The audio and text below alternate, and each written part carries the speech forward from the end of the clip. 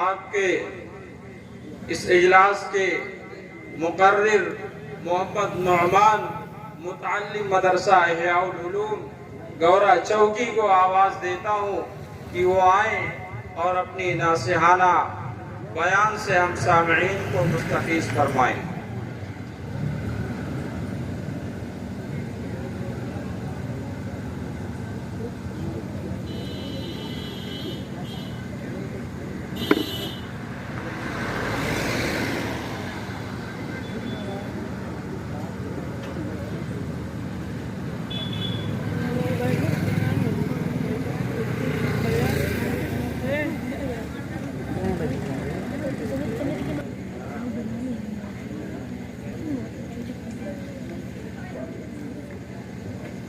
السلام علیکم ورحمۃ اللہ وبرکاتہ۔ الحمد للہ نحمده ونستعینه ونستغفره ونؤمن به ونتوکل علیہ ونعوذ باللہ من شرور انفسنا ومن سیئات اعمالنا من يهده الله فلا مضل له ومن يضلله فلا هادي له ونشهد أن لا إله إلا الله وحده لا شريك له۔ تو حجر نہیں جو پڑا رہے، فطرت انسان ہے کہ بس عبادت میں لگا رہے۔ بلند رکھنا نگاہ اپنی، خیال اپنا، وقار اپنا، بلند رکھنا نگاہ اپنی، خیال اپنا، وقار اپنا، نہ ڈگمگائے قدم تمہارے، کچھ ایسا رکھنا وقار اپنا۔ کوئی جگنو، کوئی چراغ، کوئی ستارہ سنبھال رکھنا، کوئی جگنو، کوئی چراغ، کوئی ستارہ سنبھال رکھنا۔ ہمارے اندھیروں کی فکر چھوڑ تم اپنی قبر کا خیال رکھنا۔ میرے محترم بزرگوں اور دوستو،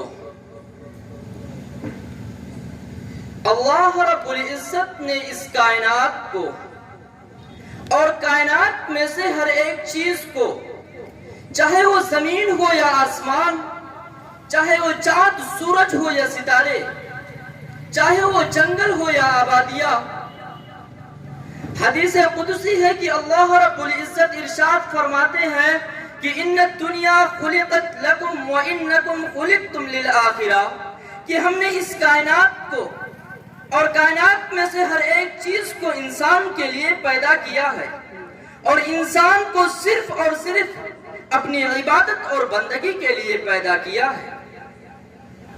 تو اس سے یہ معلوم ہوا کہ انسان کی پیدائش کا اصل مقصد جو ہے وہ اللہ رب العزت کی عبادت اور بندگی ہے۔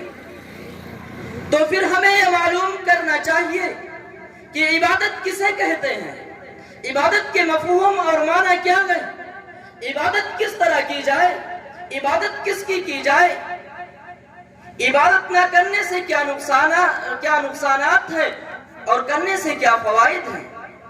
ان تھوڑی سی باتوں کو لے کر میں آپ حضرات کے سامنے حاضر ہوا ہوں۔ آپ حضرات دعا کریں کہ اللہ تعالیٰ صحیح بات کہنے کی توفیق عطا فرمائے۔ میرے محترم بزرگوں اور دوستو، آج ہم اپنی زبان میں ان الفاظ کو بڑی کثرت سے استعمال کرتے ہیں، عبادت، معبود اور عبد۔ عربی زبان میں معبود اس ذات کو کہتے ہیں جس کی عبادت، بندگی، پرستش اور پوجا کی جائے، اور لفظ عبد عربی زبان میں بندہ اور غلام کو کہتے ہیں، اور لفظ عبد سے ہی عبادت بنا ہے۔ عبادت حکم ماننے، فرما برداری کرنے، اطاعت اور بندگی کرنے کو کہتے ہیں۔ جب کوئی بندہ اپنے مالک کو مالک مان کر اس کے سامنے اپنے دل کی زخم کو رکھتا ہے، اس کے ہر حکم کی اطاعت اور فرما برداری کرتا ہے، تو اسی کو غلامی اور بندگی کرتے ہیں۔ لیکن شریعت کے زبان میں اپنی دن رات کے تمام کاموں کو اپنی 24 گھنٹے کی زندگی کو اللہ رب العزت کے حکم اور رسول اللہ صلی اللہ علیہ وسلم کے سنت کے مطابق گزارنے کو عبادت کہتے ہیں۔ بالفاظ دیگر آسان لفظوں میں یوں کہہ لیا جائے کہ من چاہے زندگی کو چھوڑ کر رب چاہے زندگی کو گزارنے کو عبادت کہتے ہیں۔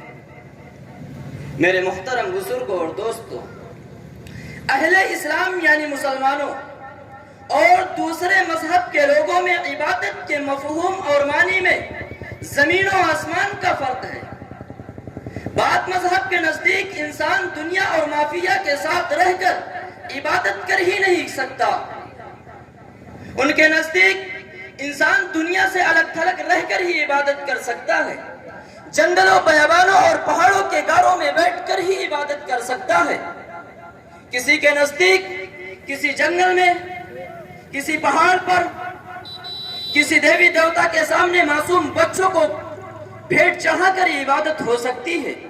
کسی کے نزدیک کسی سال، کسی مہینے، کسی ہفتے میں، کسی خاص دن، کسی خاص جگہ، کسی خاص کپڑے کو پہن کر، نیم برہنہ ادننگا ہو کر، گلے میں دھاگا مالا ڈال کر، کمر میں ہتھیار لٹکا کر ہی عبادت ہو سکتی ہے۔ مگر اللہ رب العزت ارشاد فرماتے ہیں کہ ہم نے انسان کو پیدا کیا، ہم نے اس کے اندر جسمانی اور نفسانی دونوں طرح کے تقاضے رکھے ہیں۔ بھوک اس کو لگتی ہے، پیاس اس کو لگتی ہے، سر ڈھانپنے کے لیے مکان کی ضرورت اس کو پڑتی ہے، جسم ڈھانپنے کے لیے کپڑے کی ضرورت اس کو پڑتی ہے، خواہش پورا کرنے کے لیے ضرورت اس کو پڑتی ہے۔ تو وہ دنیا سے الگ تھلگ رہ کر کیسے زندگی کو گزار سکتا ہے؟ میرے محترم بزرگوں اور دوستوں، یاد رکھو، اسلام ایک فطرتی مذہب ہے۔ اسلام انسان کو فطرت ہی کے مطابق چلانا چاہتا ہے۔ اسلام فطرت انسانی اور عادت انسانی سے ہٹ کر زندگی گزارنے کی ہرگز اجازت نہیں دیتا۔ اسلام ترک دنیا اور ترک خواہشات سے منع نہیں کرتا، بلکہ اسلام میں عبادت کا تصور تو یہ ہے کہ دنیا والوں کے ساتھ رہو، دنیا والوں کے ساتھ زندگی گزارو، ایک پل کر زندگی گزارو، نیک پل کر زندگی گزارو، زندگی ایسی گزارو کہ دشمن بھی رشک کرے اور موت ایسی مرو کہ دنیا دیر تک ماتم کرے۔ میرے محترم بزرگوں اور دوستوں، اسلام تو انسان کی 24 گھنٹے کی زندگی کو عبادت بنانا چاہتا ہے۔ اسلام تو یہ کہتا ہے کہ اگر انسان اپنی نماز سے باہر والی زندگی، اپنی دکان اور مکان والی زندگی، اپنی کھیت اور کھلیہان والی زندگی، محلے اور بازاروں والی زندگی، گھر اور مسجد والی زندگی، دوستی اور دشمنی والی زندگی، عہدہ اور منصب والی زندگی، اقتدار اور کرسی والی زندگی، بیماری اور صحت والی زندگی، سونے اور جاگنے والی زندگی، کھانے اور پینے والی زندگی، پیدائش اور موت والی زندگی کو اگر انسان اللہ اور اس کے رسول کے حکم کے مطابق گزارتا ہے تو اس کے زندگی کا ہر منٹ، ہر سیکنڈ عبادت میں لکھا جائے گا۔ میرے محترم بزرگوں اور دوستوں، اسلام میں ایمان کا کامل تصور تو یہ ہے کہ اسلام میں صرف نماز پڑھنا ہی عبادت نہیں ہے۔ کون کہتا ہے کہ نماز ہی عبادت ہے؟ نماز ہی عبادت نہیں، بلکہ نماز بھی عبادت ہے۔ نماز تمام عبادتوں میں افضل ہے۔ نماز دنیا کے تمام مصیبتوں اور پریشانیوں کو ختم کرنے کا سب سے بڑا ہتھیار ہے۔ نماز دنیا کے تمام مسائل کو حل کرنے کا ذریعہ ہے۔ کل قیامت کے دن نماز کے بغیر دوسرے اعمال قبول نہیں ہوں گے۔ نماز ہی انسان کو بار بار مقصد زندگی کو یاد دلانے کا ذریعہ ہے، بار بار احساس زندگی کو یاد دلانے کا ذریعہ ہے۔ نماز ہی زندگی کے تمام شعبوں میں بندے کو بندہ بنا کر زندگی جینے کے ٹریننگ دیتی ہے اور بندے سے یہ کہتی ہے کہ اے اللہ کے بندو، جس طرح تم نماز میں اللہ تعالیٰ کی فرما برداری اور حکم میں اپنے سر اور گردن کو جھکائے رہتے ہو، اسی طرح تم نماز سے باہر بھی اپنے تمام کاموں میں اللہ تعالیٰ کے حکموں کو آگے، اللہ تعالیٰ کے حکموں کے آگے اپنے سر کو جھکا دو۔ آج ہم نے ایک اللہ کے در کو چھوڑا جس کی وجہ سے ذلت اور رسوائی کے گہری کھائی میں غوطہ کھا رہے ہیں۔ یاد رکھو، جب تک ہم ایک اللہ کے در پر جھکنے والے نہیں بنیں گے تب تک ہم ذلت اور رسوائی کے گہری کھائی سے نہیں نکل پائیں گے۔ اس لیے قرآن کریم میں اللہ رب العزت کا اعلان ہے کہ وَأَنْتُمُ الْأَعْلَوْنَ إِن كُنتُم مُؤْمِنِينَ، کہ تم کو اس وقت تک دنیا میں عزت نہیں ملے گی جب تک تم سچے اور پکے مسلمان نہیں بنو گے۔ کسی شاعر نے کیا خوب کہا ہے کہ سر نگو پربت اور راہ دریا بن گیا، سر نگو پربت اور راہ دریا بن گیا، منزلوں نے قدم چھومے رخ جدھر ہم نے کیا، یہ زمین کیا آسمان پر تھے ہمارے تذکرے، مشعل ساتھ لے کر جب سفر ہم نے کیا، باعمل تھے نور ایمان کا دلوں میں جوش تھا، باعمل تھے نور ایمان کا دلوں میں جوش تھا، مار کا تب کیسر و کسرا کا سر ہم نے کیا۔ میرے محترم بزرگوں اور دوستوں، آج ہمارے کچھ مسلمان بھائی نماز، روزہ، زکوٰۃ، حج ہی کو عبادت سمجھتے ہیں اور باقی زندگی کے تمام کاموں میں اللہ تعالیٰ کی رضا اور منشا کے خلاف زندگی گزارنے کو گناہ ہی نہیں سمجھتے، باقی زندگی کے تمام کاموں میں اللہ تعالیٰ کی فرما برداری اور حکم کے مطابق زندگی گزارنے کی ضرورت ہی نہیں محسوس کرتے۔ چنانچہ وہ نماز تو پڑھتے ہیں مگر شادی بیاہ کے موقع پر نبی کی سنتوں کا مذاق اڑانے کو گناہ ہی نہیں سمجھتے، یتیموں، مسکینوں اور بیواؤں کا مال ہڑپ کرنے اور ناجائز کسی کے زمین پر قبضہ کرنے کو گناہ ہی نہیں سمجھتے، فلم دیکھنے، گانا سننے اور فضول خرچی کرنے کو گناہ ہی نہیں سمجھتے۔ اسی طرح بعض عورتیں بھی ہیں جو نماز تو پڑھتی ہیں مگر بے پردہ بازاروں میں گھومنے اور بے حیائی کا لباس پہننے کو گناہ ہی نہیں سمجھتی۔ یاد رکھو، اس طرح کی فسق و فجور والی زندگی انسان کو جہنم میں منہ کے بل گرائے گی۔ اور ہمارے بعض مسلمان بھائی تو وہ ہیں جو نماز تو نہیں پڑھتے مگر اطاعت اور فرما برداری کے کچھ طریقے انہوں نے اختیار کر رکھے ہیں۔ مثلا وہ شراب نہیں پیتے، وہ جوا نہیں کھیلتے، وہ جھوٹ نہیں بولتے، وہ چوری اور ڈکیتی نہیں کرتے، وہ اپنی گھر کی عورتوں کو سختی سے پردے میں رکھتے ہیں، زکوٰۃ بھی دیتے ہیں، خیرات بھی کرتے ہیں، اسی طرح دین کا خوب کام کرتے ہیں مگر نماز نہیں پڑھتے،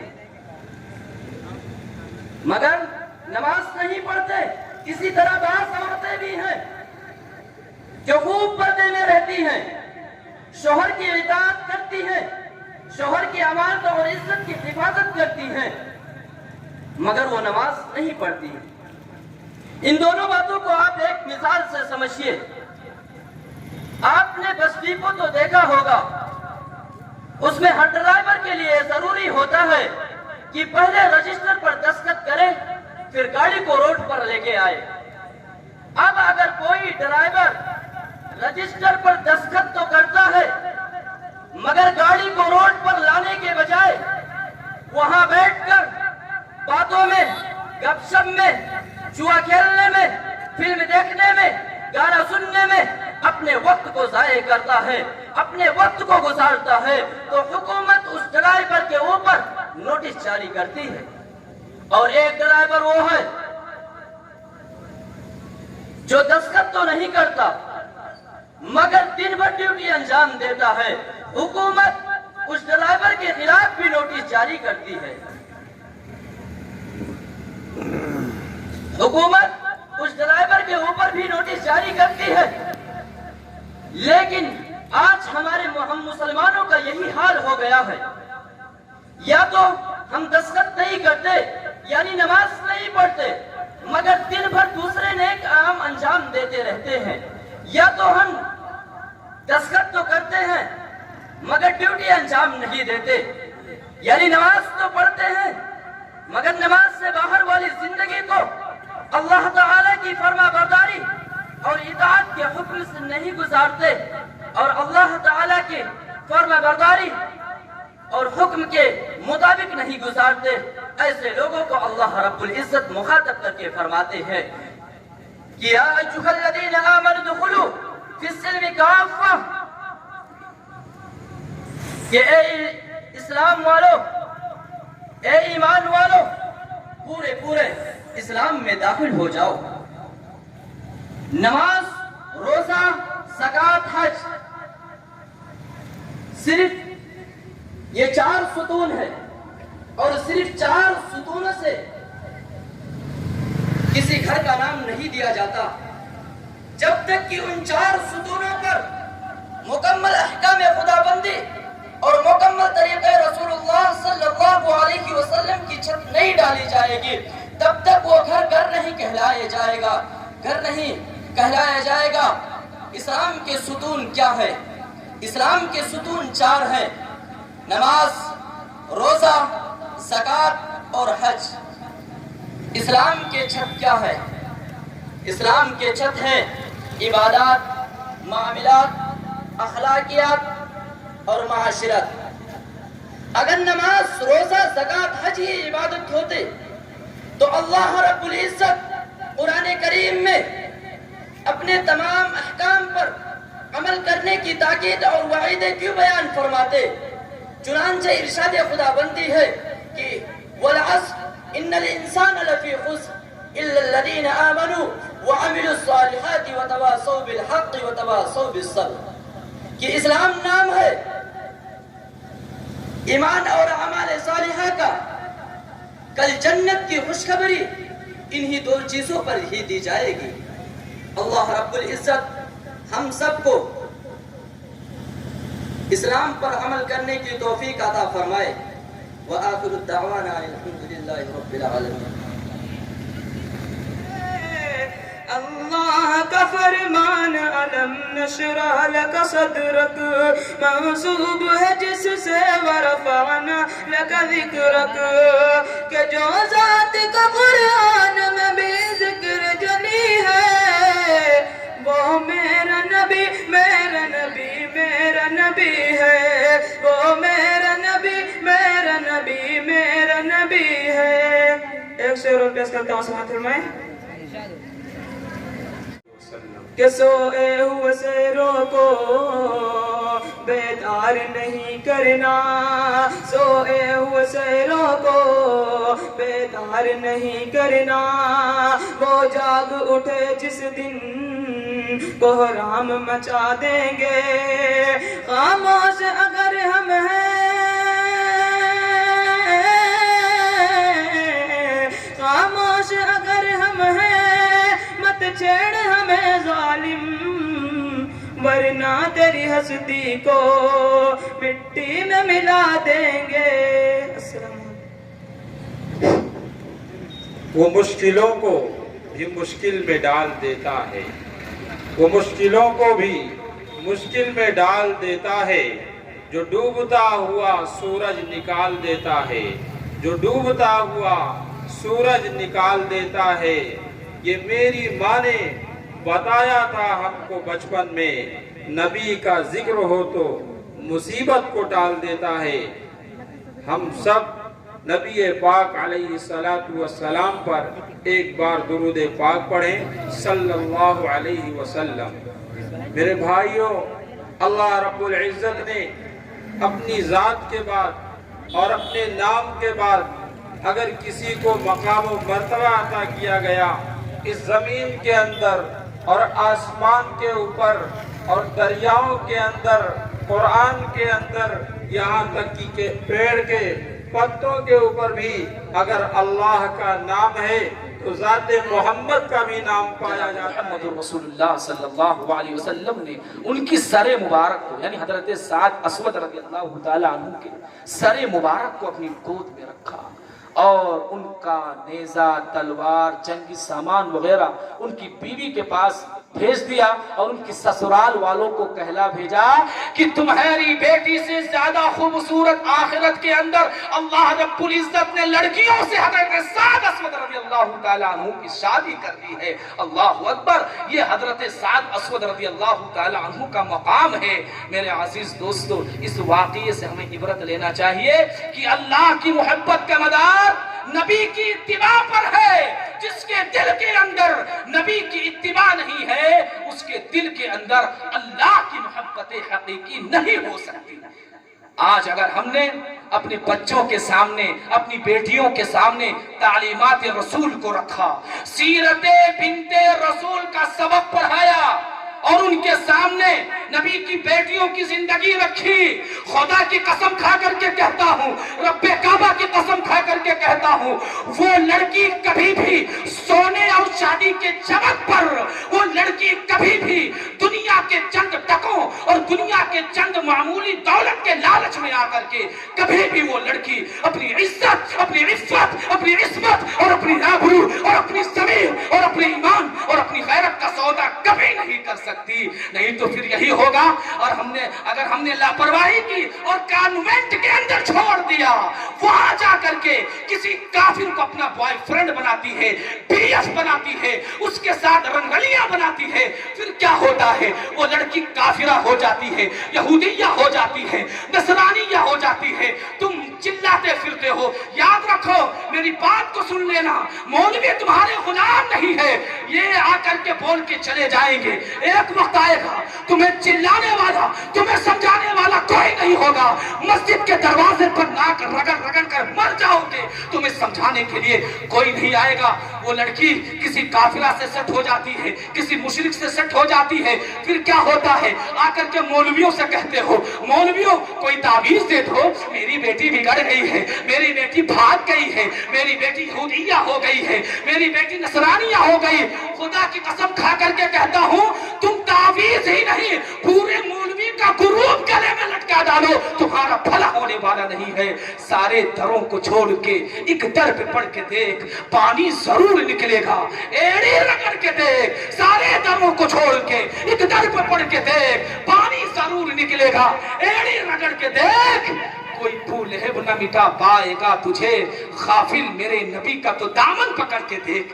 میرے بھائی اور دوستو، تو اللہ کی محبت کا مدار صورت پر نہیں ہے، خوبصورتی پر نہیں ہے، بلکہ دلوں کے اندر ہے، دلوں پر ہے، سیرت پر ہے، اچھے کیریکٹر پر ہے، اچھے اخلاق پر ہے۔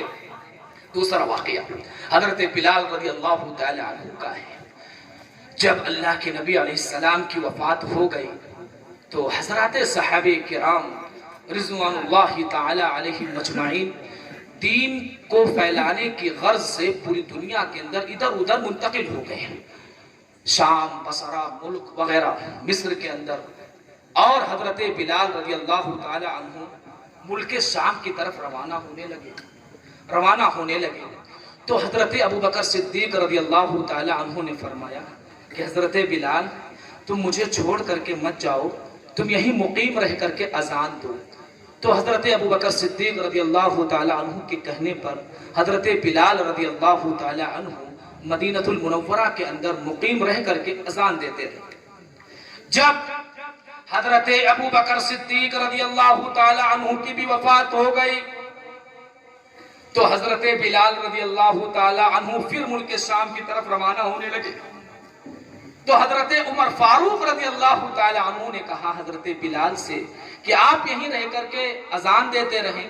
تو حضرت بلال رضی اللہ تعالی عنہ نے جواب دیا کہ میں حضور پرنور سرور دو عالم صلی اللہ علیہ وسلم کی وفات تک اذان دیتا رہا، اس کے بعد حضرت ابو بکر صدیق رضی اللہ تعالی عنہ کی وفات تک اذان دیتا رہا، کیونکہ حضرت ابو بکر صدیق رضی اللہ تعالی عنہ نے مجھے خرید کر آزاد کیا تھا، لیکن میں اب نہیں رہوں گا، کیونکہ میں نے نبی سے سنا ہے کہ جہاد سے زیادہ افضل عمل اللہ کے راستے میں نکل کر جہاد سے زیادہ افضل عمل کوئی نہیں ہے، لہٰذا میں جہاد میں جاؤں گا۔ جن اماموں کے لیے، جن ہستیوں کے لیے، جن شخصیتوں کے لیے میں اذان دیا کرتا تھا وہ اب اس دنیا سے چلے گئے ہیں، وہ اب اس دنیا میں نہیں رہے، میں کس کے لیے اذان دوں؟ لہٰذا حضرت عمر فاروق رضی اللہ تعالی عنہ کے زمانے ہی میں حضرت بلال رضی اللہ تعالی عنہ ملک شام روانہ ہو گئے اور وہاں جا کر کے مقیم ہو گئے۔ کچھ عرصہ گزرنے کے بعد، کچھ مدت گزرنے کے بعد ایک روز ہم سب کے آقا سید الاولین والآخرین احمد مجتبی محمد مصطفیٰ جناب محمد الرسول اللہ صلی اللہ علیہ وسلم حضرت بلال رضی اللہ تعالی عنہ کی خواب میں آتے ہیں اور اللہ کے نبی کی زیارت ہوتی ہے. خواب میں آتے ہیں اور اللہ کے نبی کہتے ہیں بلال کیا ہوا, مجھے چھوڑ کر چلے گئے, یہ کیسی جفا ہے, یہ کیسی بات ہوئی, کیا اب تمہیں ہماری یاد نہیں آتی, کیا اب تمہیں ہماری زیارت نہیں کرنی ہے؟ ارے ایسی جفا تو اپنے آپ سے کرتے, ملک و مال سے کرتے, اپنے نفس سے کرتے, ایسی جفا مجھ سے کیوں مجھے چھوڑ کر چلے گئے؟ حضرت بلال رضی اللہ تعالی عنہ نہایت غمگین کے ساتھ بیدار ہوتے ہیں, غمگین ہو کر کے بیدار ہوتے ہیں اور فوری طور پر مدینہ المنورہ کا سفر شروع کر دیتے ہیں. مدینہ المنورہ پہنچ کر کے نبی علیہ السلام کی قبر اطہر پر پہنچ کر زارو زار رونے لگتے ہیں اور پھر حضرت حسن اور حسین رضی اللہ تعالی عنہما کے پاس آتے ہیں اور ان کو گلے سے لگاتے ہیں اور ان کو سینے سے چمٹا لیتے ہیں, ان کے پیشانی کو بوسہ دیتے ہیں. پھر حضرت حسن اور حسین رضی اللہ تعالی عنہما نے حضرت بلال سے درخواست کی, گزارش کی کہ آپ صبح فجر کی اذان دیجیے. تو حضرت حسن اور حسین رضی اللہ تعالی عنہما کی گزارش پر, درخواست پر, اپیل پر حضرت بلال رضی اللہ تعالی عنہ نے صبح کی اذان دی. اور جب لفظ اللہ اکبر زبان سے نکلا تو مدینہ کے ہر طرف ان کی آواز پہنچی, مدینہ کے ایک ایک گلی کے اندر ان کی آواز پہنچی اور مدینہ کے لوگوں میں حرکت و اضطراب پیدا ہو گیا.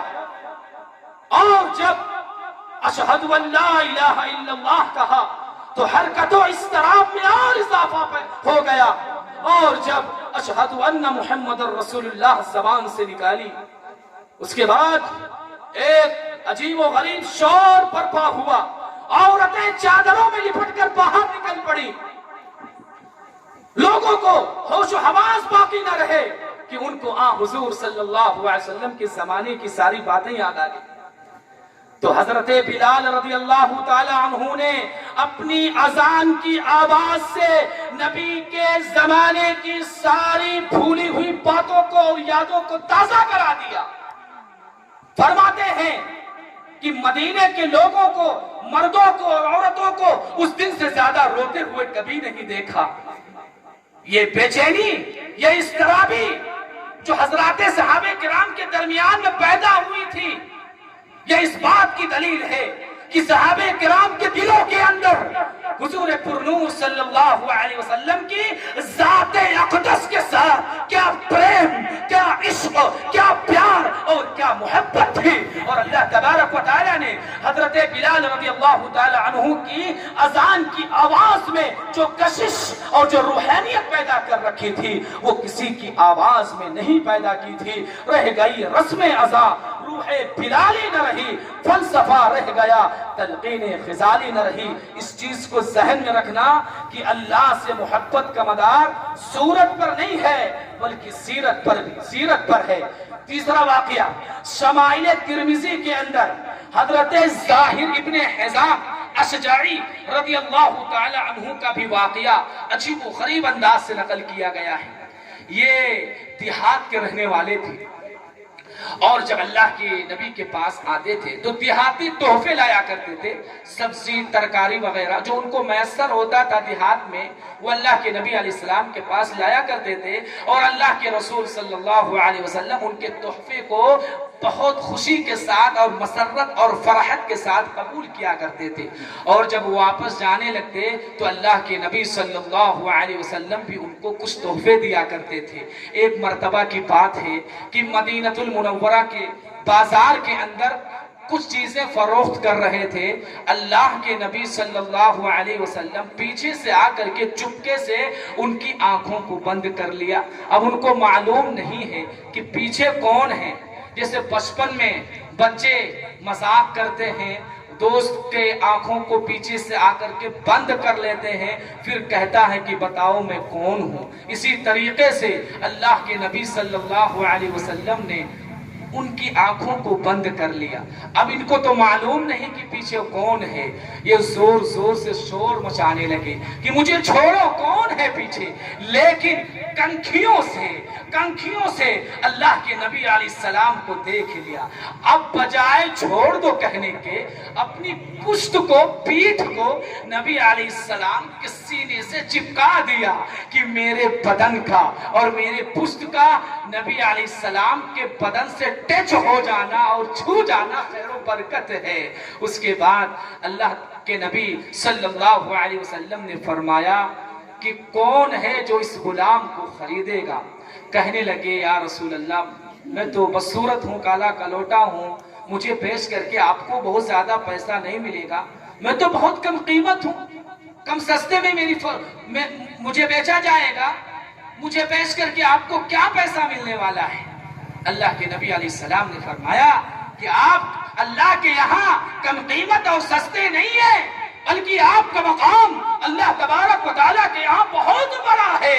اس واقعے سے ہمیں عبرت حاصل کرنی چاہیے کہ اللہ کی محبت کا مدار نبی کی اتباع پر ہے، اور اللہ کی محبت کا مدار سیرت پر ہے، قلوب پر ہے.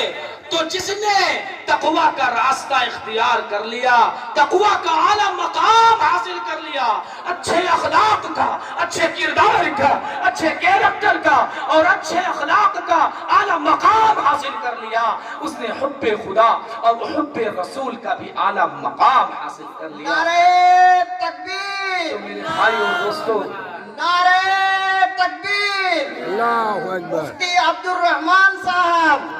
تو میرے بھائی اور دوستو، اللہ کی محبت کا مدار صورت پر نہیں ہے بلکہ سیرت پر ہے.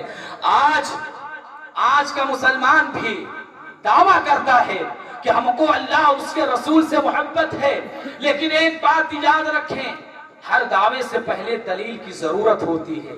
دعویٰ بغیر دلیل کے جھوٹا ہو جایا کرتا ہے. آدمی دعویٰ تو کسی بھی چیز کا کسی بھی وقت کر سکتا ہے.